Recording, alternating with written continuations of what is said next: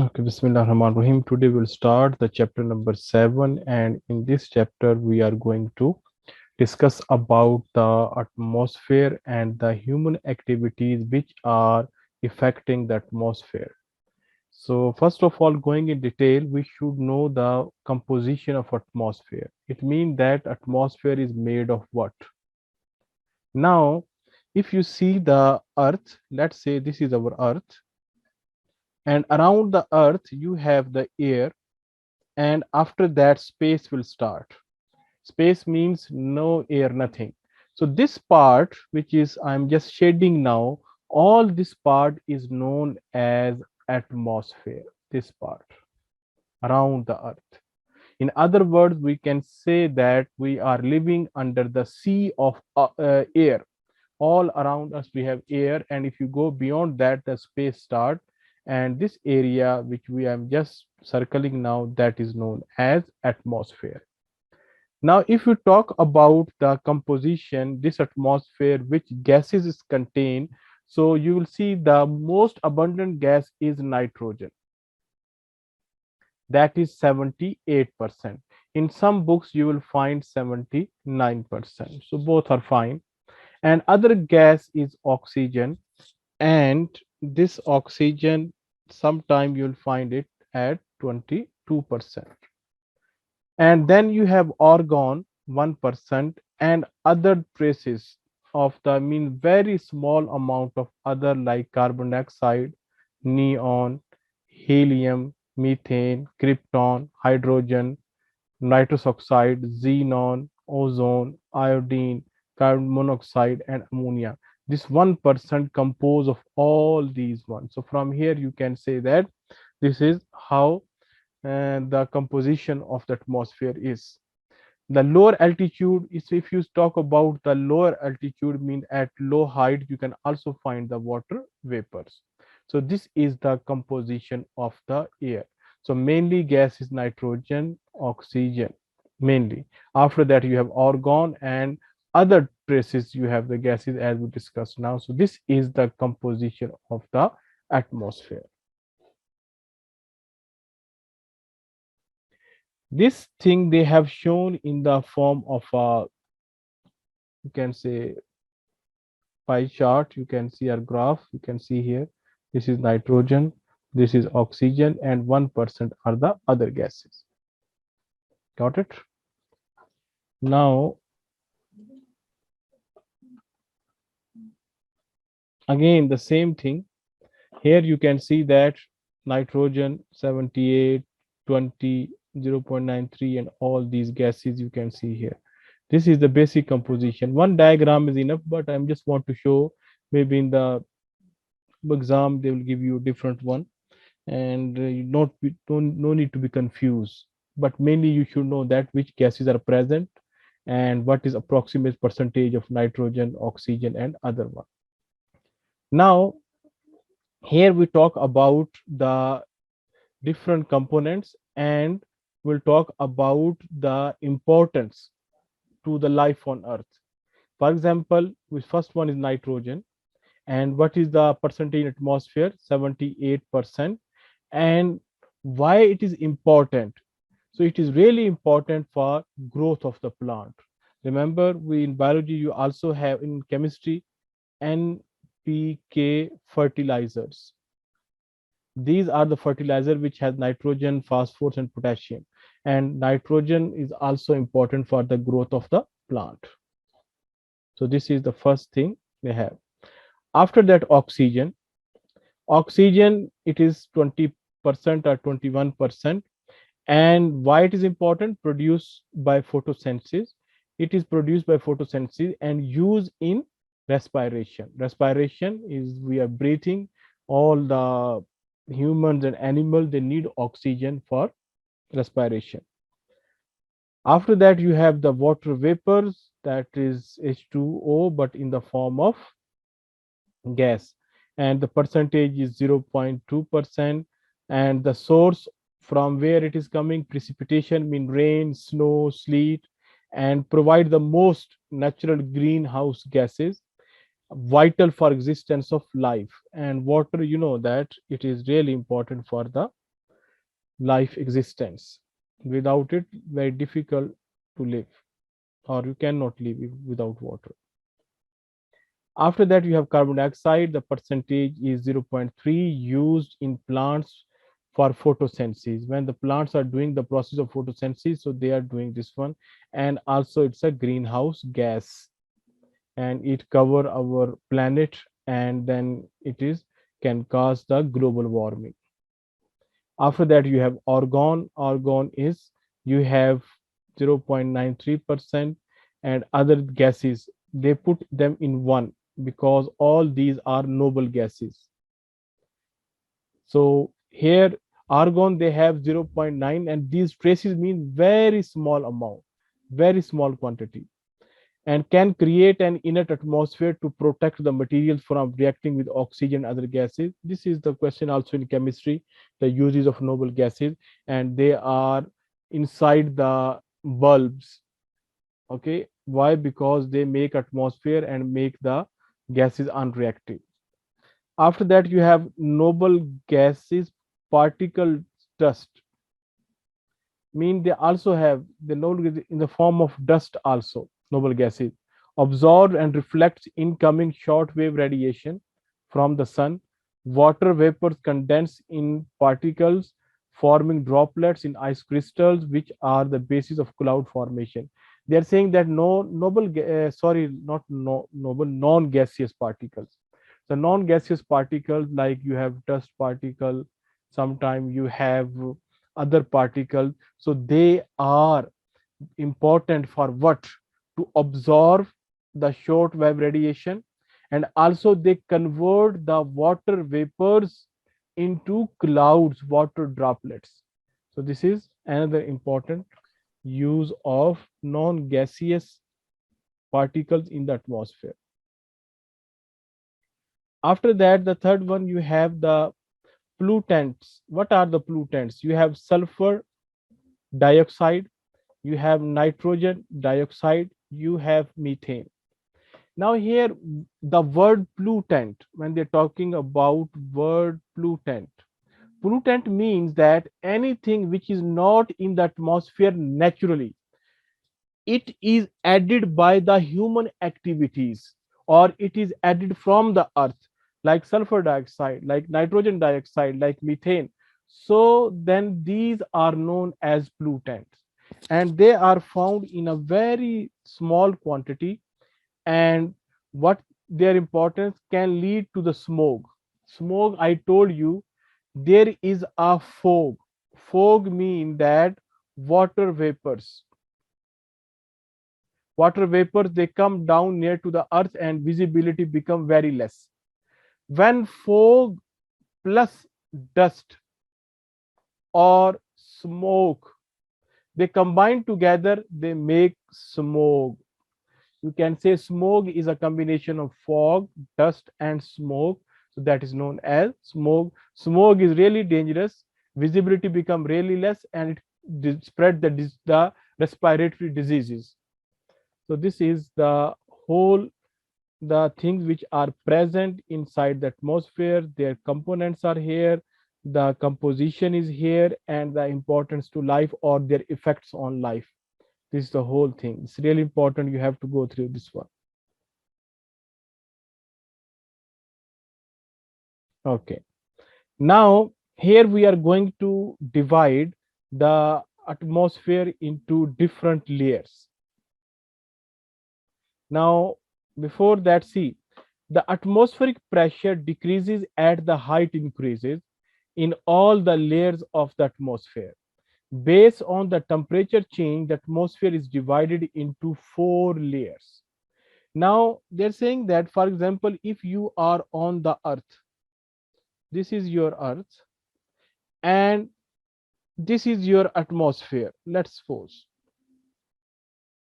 Now, if you are here, so you have this much of air on you. So all this air apply a pressure on you. That pressure is known as atmospheric pressure. If you have more air on you, it means more atmospheric pressure. If you go to a certain height, for example, you are here, you have now only this much of gas above you, or this much of air above you. So here air is less as compared to here. So here atmospheric pressure will be less. So as you go above the ground, atmospheric pressure start to decrease. And what is the reason for that? Because you have less air remain on your, so that is known as the atmospheric pressure change as you go to the height. Now they're saying that in term of the temperature, if you talk about how the temperature is changing, okay, so it is divided into the four layers. The atmosphere is divided into four layers due to the temperature. They have given here different things. Now we will see the details of them. Now see here, first one you have the troposphere. Got it? After that you have the stratosphere. Then you have the mesosphere. Then you have the thermosphere. These are the main. But if you talk about this one, tropopause, stratopause, mesopause, where they are just separating each other, it's a small layer. Now see here, again, the same thing, troposphere, stratosphere, mesosphere, thermosphere. So these are, and then the last one, exosphere. And now we'll see the detail now. No need to be confused. What is the difference between tropopause and stratopause? We'll see them in detail now. See the first one now. Okay. First one is the troposphere. Troposphere means the temperature decrease with the height as the condition and convection of the heat from the Earth's surface decreases. They're saying that as you go above from the Earth in the troposphere, so temperature decreases. The strength of the gravitational pull decline with the altitude. As a physics student, you should know that as you go away from the Earth, so the gravity of the Earth decreases and the pressure declines. Atmospheric pressure we just discussed now. Now wind speed increases with the height. They're saying that as you go above, the wind speed increases. The top of this layer is called tropopause, where the temperature remain fairly constant. This is the upper limit of the Earth's weather and climate. See now, they're saying that first one we have the troposphere. You can see here. And the top level, the top of this one, this is your troposphere. The top here, the troposphere ends. This top layer, you can see this one, it is known as tropopause. And here they are saying in this part, you can see here the temperature always constant, almost constant. Got it? So this is the upper layer of the troposphere. You can say it divides, the tropopause divide the troposphere and the stratosphere. This is in between them. I hope you got it now.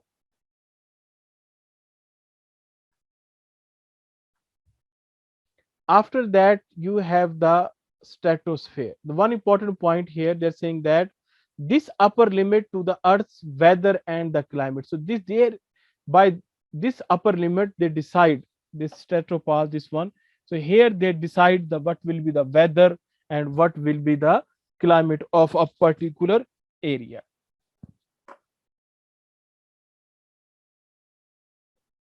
Now, other one, you have the stratosphere.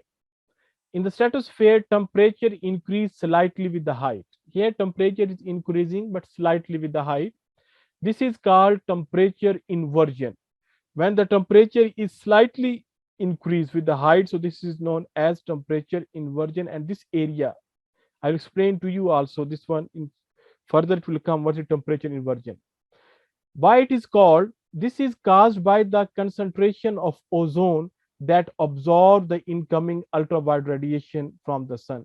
Why temperature inversion happens? Because there is a layer that is called ozone layer, and it absorbs the incoming ultraviolet radiation from the sun, and it protects us from this ultraviolet radiation because it will stop it.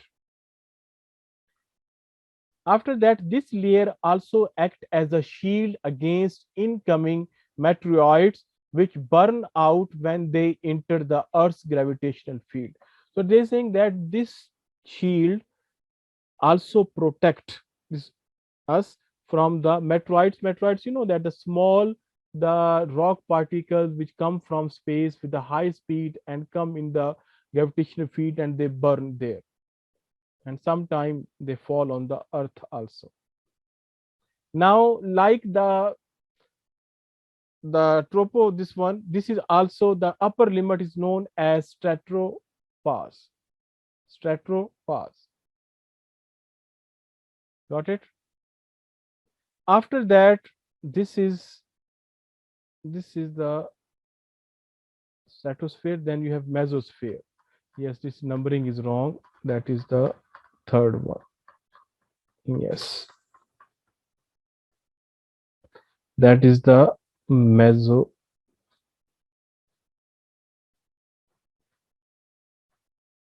Okay.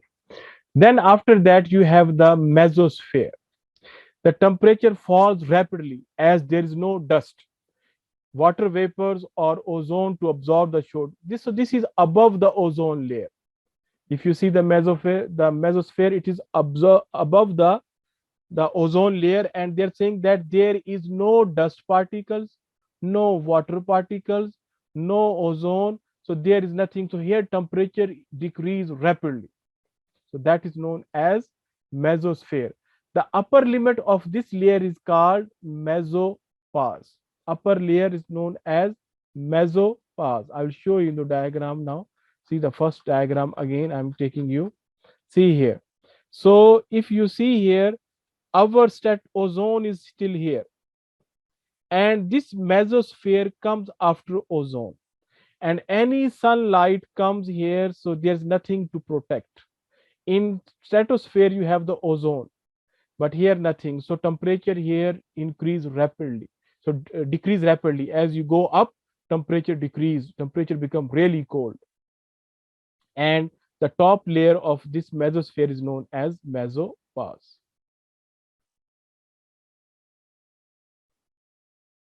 The fourth one is the last, that one, temperature rise rapidly because the absorption of ultraviolet radiation by atomic oxygen. They're saying there is atomic oxygen is there, and oxygen in the form of atoms, not in the form of molecule. You'll find it oxygen like this in the atomic form, not in the molecule form.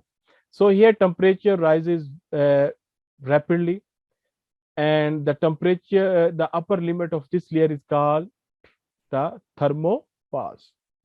So these are the four layers of the atmosphere depending on the temperature. These four layers which we have studied now, they are divided according to the temperature. So this is the assessment. You just complete them by using these words. So inshallah you can do it. After that, you have the natural greenhouse effect. What is natural greenhouse effect? Now, it is a process, and that helps keep the Earth's surface and atmosphere warm. The Earth receives incoming shortwave radiation from the sun. Half of this radiation is absorbed by the Earth's surface, around 20% absorbed by the atmosphere, and 30% reflected back by the clouds and the Earth's surface. It going back to the space again.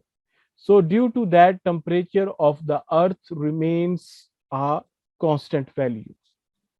So we will see this is a natural process. If there is no pollution, nothing, so it happens like this. You can see here. So here you can find the radiation from the sun comes here. From here, some goes back. From here, some absorbed by atmosphere, and some is remain in the atmosphere. So the temperature of the Earth remain up to a certain value. So this is natural greenhouse effect. So here, as the Earth's surface warms, outgoing long wave radiation is emitted back into the space. They're saying natural process. If the Earth's temperature increase, naturally the long wave radiation they start to go back into the atmosphere. Greenhouse gases absorb some of these radiation and deflect it back to the Earth's surface. Now here the human activity start. They are saying that when you are burning the fossil fuels, so then you have the greenhouse gases like carbon dioxide. They also form a layer around the Earth, these gases.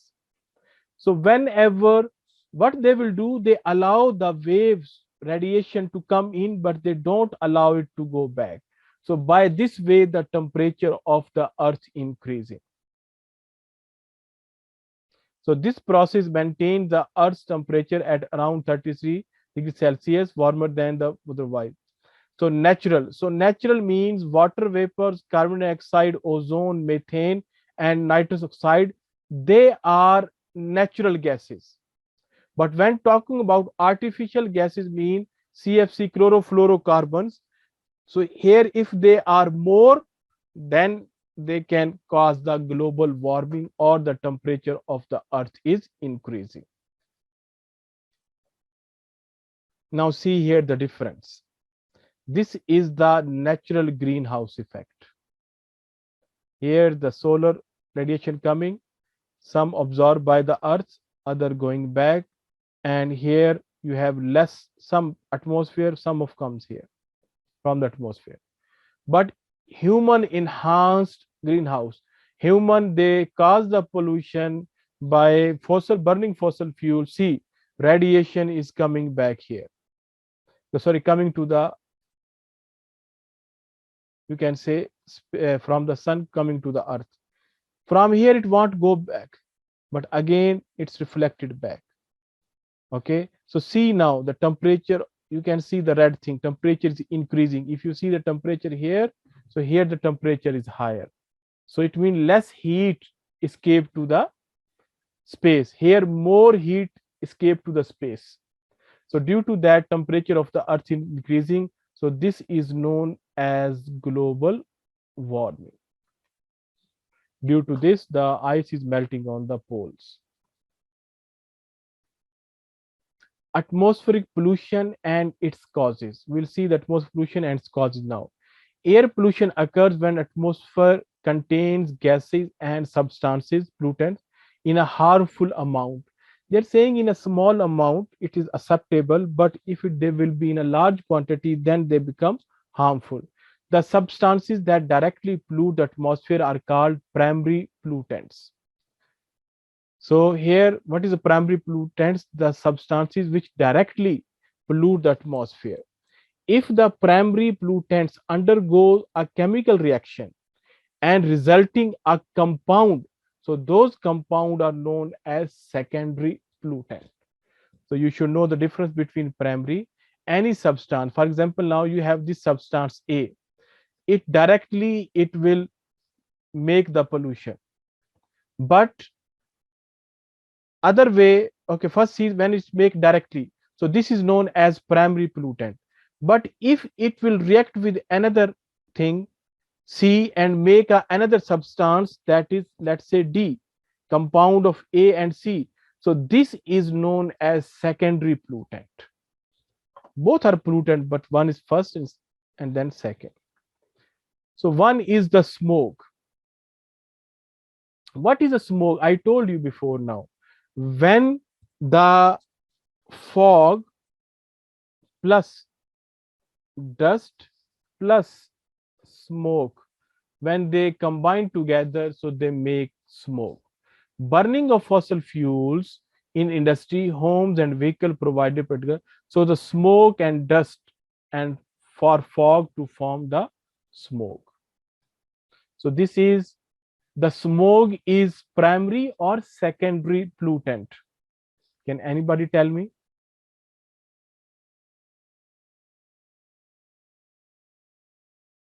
Yes, Fatima, Rayan, Asil. This smog, it is primary or secondary pollutant? Secondary. Secondary. Good. Why? Because Smog is not natural. It is made by dust, smoke, and fog. After their reaction, then smoke is produced. Thank you for the answer. Okay. After that, you have the photochemical smoke. Photochemical. From the name, you can say what it mean by photo. Photo mean light. Involves chemical reaction induced by sunlight. Some pollutants, when sunlight fall on them, so they make a reaction and produce something new. So that is known as photochemical smoke. These reactions convert them into harmful substances like ground level or tropospheric ozone, bad ozone.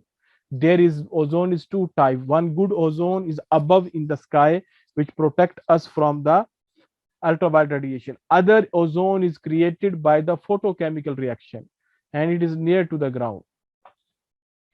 After that, you have volatile organic compound. VOC mean volatile organic compound.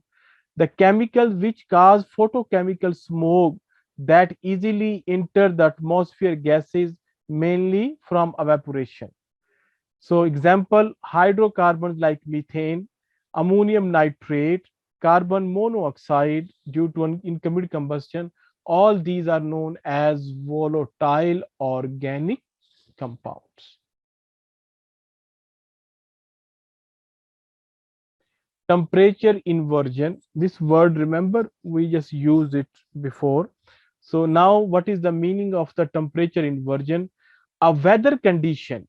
Actually, the temperature inversion is a weather condition when the air temperature increases with the altitude rather than decreasing. As we discussed before, that if you are on earth and if you go above, so temperature will decrease. As the height will increase, temperature will decrease. But when the temperature inversion happen, so instead of temperature decrease above the height, temperature will increase. As you go above, temperature become more and more. We will also discuss the reason. So first of all, this is the condition, weather condition in which the temperature will rise with the altitude instead of decreasing. During the day, the surface is heated due to long wave radiation. They are saying the surface of the earth in the day it is heated because radiation is there. On calm and clear nights, but at night the earth's surface become cool quickly, the emitting the radiation, cooling the air. So what will happen? The air above the ground it's become cold only because earth become cold, but above still it is hot. At higher altitude, the air does not cool quickly. So this air becomes warmer than the air below. Once again, here, when in the day, when the sun was there, so the air become hot and rises up. So here it is hot air now. But at the night, when there's no sun, the air become cold here. So up here you have hot air, here you have cold air. If you go above, so air become hot, hot, hot. So this is known as temperature inversion, and it happens especially in the hot season when in the day temperature is high and at the night temperature is low. So this layer of warmer air is inversion layer and disrupt the regular conversion currents. The concentration of smog pollutant increase often in valleys surrounded by the steep side. You see here now. This is the diagram. So these are the normal conditions. Got it? So these are the normal condition. But here you can see here warm air down, cooler air, then cold air. As you go above, the temperature of the air decreasing. But here when temperature inversion happens, here you have cold air, in between you have the hot air, and again you have the cold air. And there's the smoke and all these things, they do not go up and they remain down. And this layer is known as inversion layer. Got it? Yes. Yes. After that, you have enhanced greenhouse effect. So it is created by addition of greenhouse gases, mean that the human activities like the burning the fossil fuel, using the car, so all these they release the greenhouse gases, and these gases they increase the greenhouse effect. More heat retained in the atmosphere. So you will find more heat in the atmosphere. Heat will not escape to the space. Increased temperature of the Earth's surface leading to global warming and climate change. They are saying that due to this enhanced effect, the global warming means the temperature of the Earth is increasing day by day, and also the temperature is changing in different places. You know that before Saudi Arabia there is no snow, but now they have a snow here. So this is also a weather shift. Now here we will see the greenhouse gases, and we'll see that human activities they which are increasing that particular gas. So in this table we will discuss the greenhouse gas and how it is produced. For example, first one is carbon dioxide. It is produced by burning the fossil fuels, and is also deforestation, means you're cutting the trees so they cannot absorb the carbon dioxide. This is the first thing.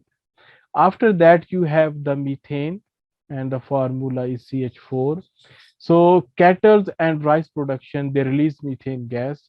Coal mine, they also release the methane gas. Deforestation also, they cannot control the methane gas.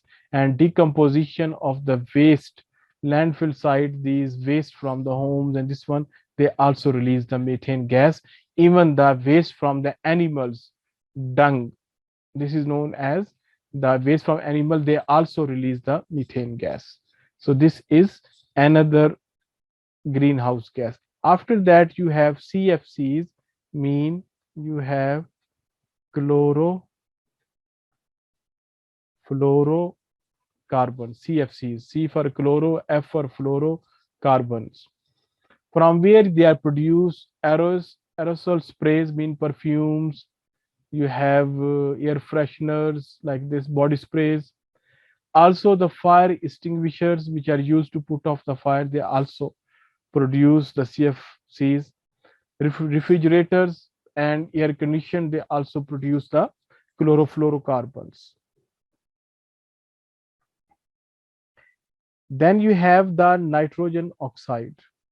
Nitrogen oxide inside the car exhaust, in the cars, in chemistry you study that one, that is the word is known as catalytic converters. In chemistry you have this one. So it is a device like this.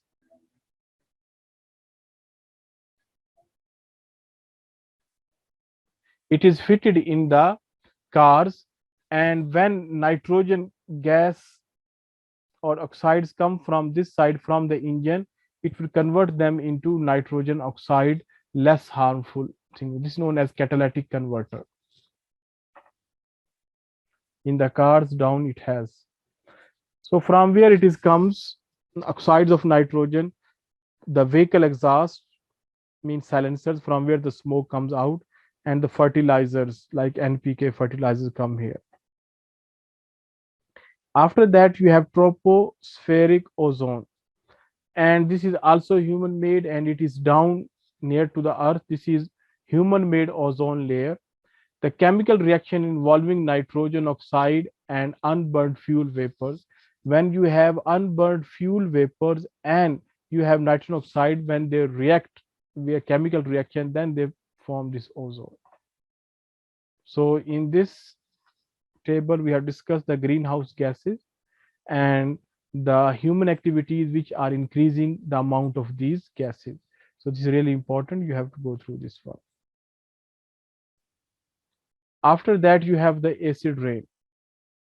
Acid rain, as I told you, that when the sulfur dioxide, we discussed before, sulfur dioxide, it, for example, here on the atmosphere, the due to the burning of fossil fuel, sulfur dioxide goes up. And this sulfur dioxide, when mixed with the water, So it is make a acid, which acid? Sulfuric acid.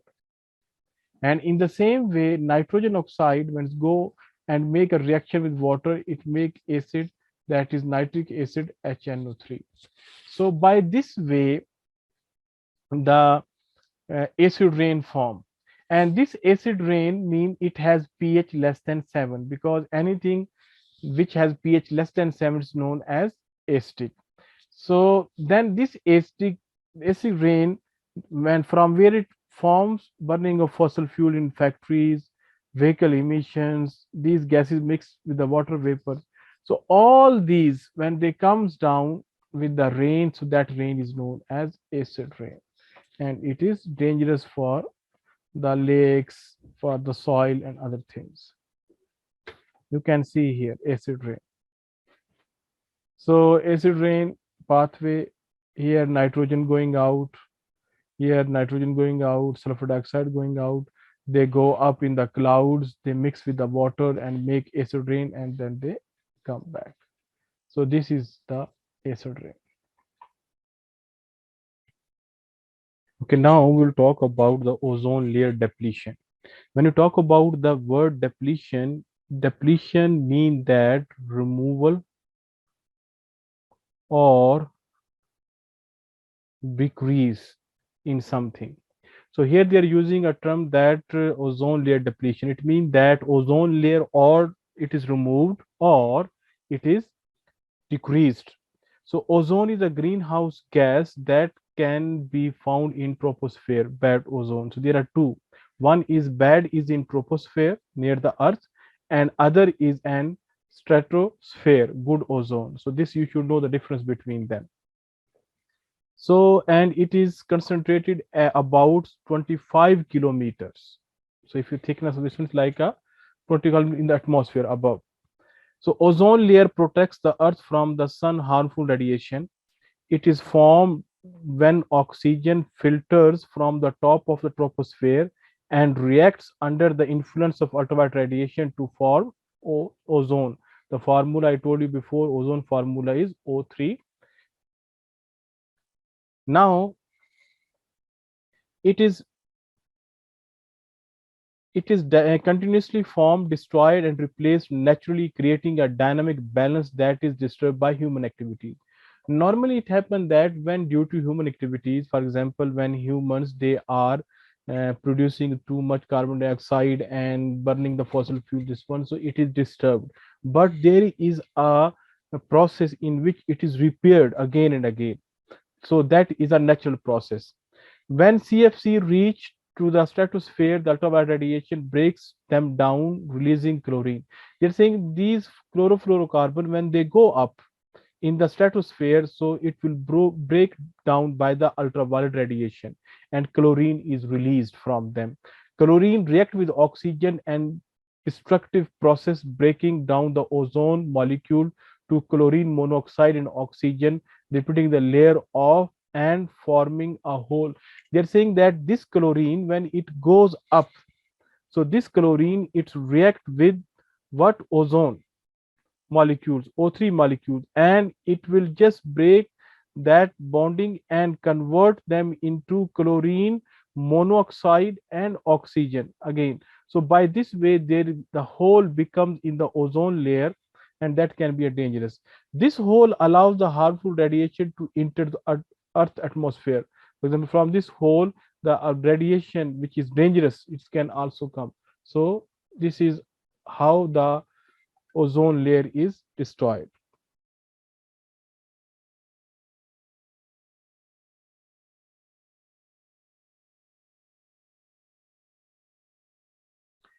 Now you can see here this process, solar radiation. So here the solar radiation is going on, and this is the stratosphere, and this is the ozone layer. Now see this chlorofluorocarbon, they're releasing the chlorine and how it is eating the ozone layer. You can see here. And eventually they will make a hole, and from here the ultraviolet radiation can come inside. You can see this diagram. This is another diagram, the same thing. So here you can see it's a chlorofluorocarbon. So when radiation fall on this one, chlorine becomes separate, and this chlorine react with ozone and convert into chlorine oxide, monoxide, and oxygen. So there is a become hole and allow the radiation to enter. So this is the same thing. Now the impact of atmospheric pollution. How the atmospheric pollution impact? First, we will see the pollutant, for example, smog, and these are pollutant molecules, and which are their volatile molecules like benzene, ethyl glycol, okay, formaldehyde, the formaldehyde, methylene chloride, and toluene. So these all in the smoke. In the smoke, you have these particle inside, which molecules inside. And what they will do, irritation to the eyes and throat. This is really important because maybe in the exam they can ask this one.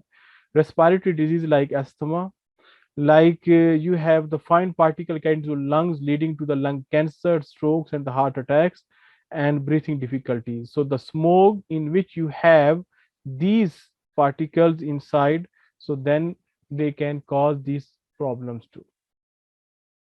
Okay, after that you have acid rain. In the acid rain, what is the cause? Sulfur dioxide and nitrogen dioxide.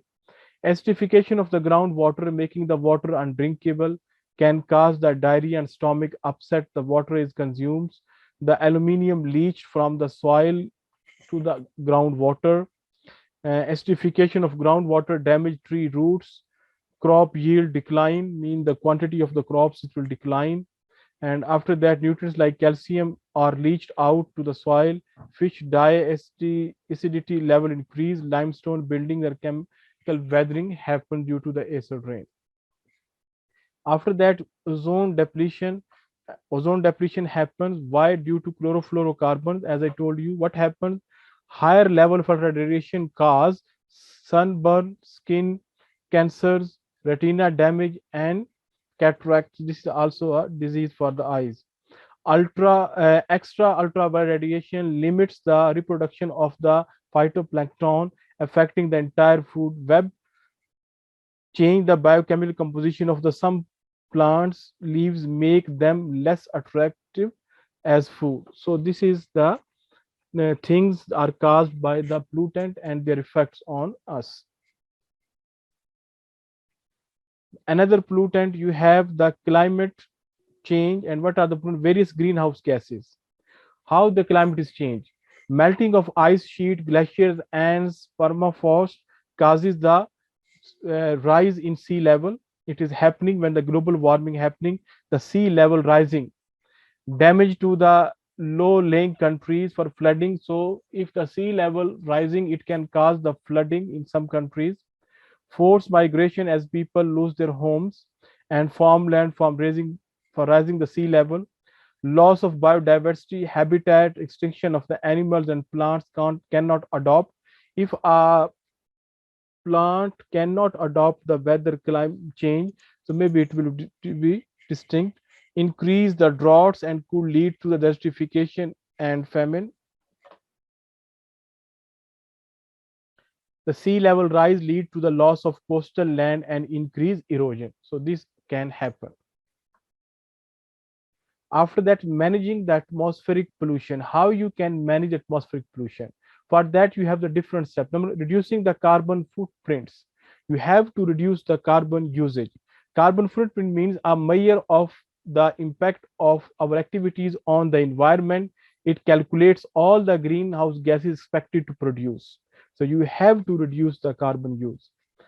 Reduce use of fossil fuel. By reducing the fossil fuel use, so it will, what it will do, it will low sulfur coal can be used.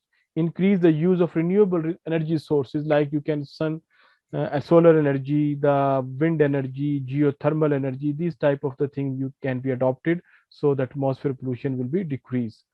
After that, energy efficiency. Use the energy efficient appliances. For example, right now you can see that almost everyone changed the window ACs to the split ACs. So because they are more energy efficient, the tube lights are replaced by LEDs. Okay, so like this, you should use the energy efficient appliances. So then the less energy is consumed, so less the fuel is burned to produce energy. carbon capture and storage. So there should be a system which can store the carbon. For example, planting the trees, they are big source to capture the carbon.